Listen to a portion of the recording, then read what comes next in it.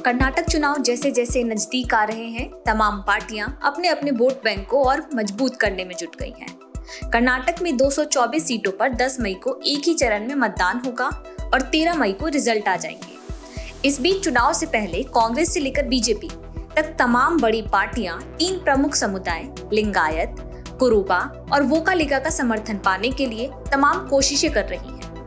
लेकिन इन सब के बीच मुस्लिम मतदाताओं को भी नजरअंदाज नहीं किया जा सकता। कर्नाटक की चुनावी लड़ाई में मुस्लिम मतदाताओं का रुझान किस पार्टी की ओर ज्यादा है, इसे जानने से पहले आपको बता दें कि कर्नाटक में मुस्लिम आबादी कितनी है और किस सीट पर इनका कितना असर है।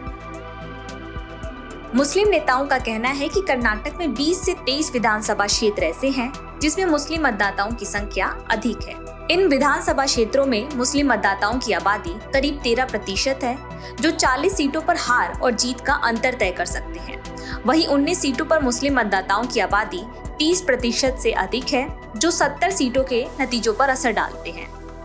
अब बात किस पार्टी ने कितने मुस्लिम मतदाताओं को मैदान में उतारा है। बीजेपी ने 189 उम्मीदवारों की पहली लिस्ट में एक भी मुस्लिम उम्मीदवार को टिकट नहीं दिया है। हालांकि इसको लेकर अब बीजेपी पर सवाल भी खड़े हो रहे हैं, लेकिन आपको बता दें कि यूपी विधानसभा चुनाव में भी बीजेपी ने कुछ इसी तरह का दांव चला था और लगभग सफल भी रही। वहीं बात अगर कांग्रेस की करें तो कांग्रेस ने 166 प्रत्याशियों की जो लिस्ट जारी की है उसमें 11 प्रत्याशी मुसलमान हैं।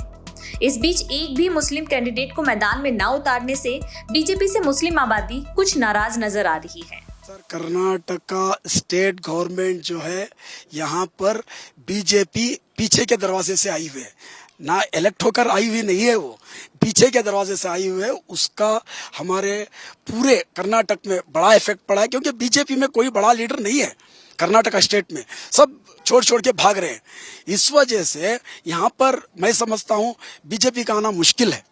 मुसलमान कर्नाटक के सभी जिलों में पाए जाते हैं, लेकिन मुसलमानों की उत्तरी कर्नाटक में विशेष रूप से गुलबर्गा, बीदर, बीजापुर, रायचूर और धारवाड़ में मजबूत उपस्थिति है।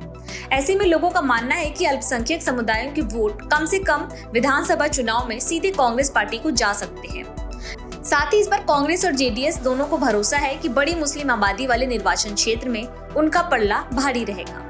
2018 के चुनाव में कांग्रेस और जेडीएस ने 17 मुस्लिम उम्मीदवारों को मैदान में उतारा था। हालांकि भाजपा ने 2018 में भी मुस्लिम उम्मीदवारों को टिकट नहीं दिया था।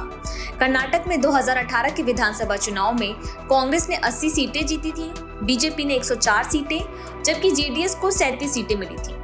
कर्नाटक में चुनाव से पहले बीजेपी की बोम्मई सरकार ने मुस्लिम समुदायों को मिलने वाले 4% आरक्षण को खत्म कर दिया है। मुस्लिम समुदाय को ओबीसी की लिस्ट से हटाने के साथ ही 4% कोटा अब लिंगायत और वोकालिगा के हिस्से में चला गया है।